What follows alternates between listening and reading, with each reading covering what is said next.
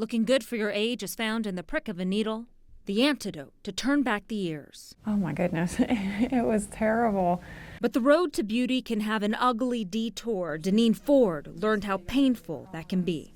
Oh, I felt so stupid. It began at a local med spa when Deneen decided to add a soft tissue filler, Radius, under her eyes. It's a little less expensive. And I thought, oh, okay, why not? Within a half an hour, my eyes had, basically swollen shut. They were on fire. They were red. That impulse treatment became a tough lesson. Oh, despair. Dr. Terry Higgins from the offices of Anson, Edwards, and Higgins Plastic Surgery Associates treated Deneen.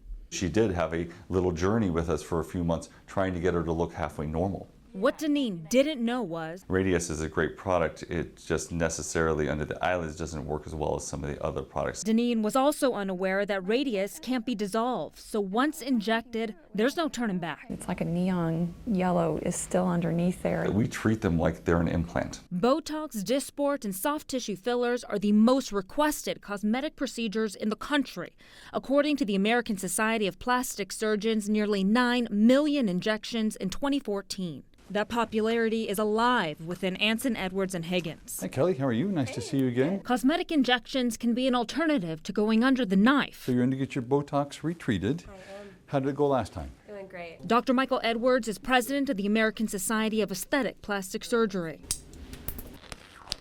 A common comment that people will say is, gosh, it looks like you're more rested, you feel better. He's so gentle. Dr. Edwards is great at it, so I don't feel a thing. No, it really doesn't hurt. As for Deneen, 2 years later, she is still correcting the botched injection. I've probably spent $4,000 in other treatments trying to get rid of my discount filler. I wish I'd asked more questions. Deneen's story had us looking for answers. Turns out cosmetic injections are like the Wild West. By Nevada law, non-licensed assistants can inject as long as a licensed medical professional gives the okay. As far as experience, additional education is not required. And if they choose to get certified, they can take a weekend course.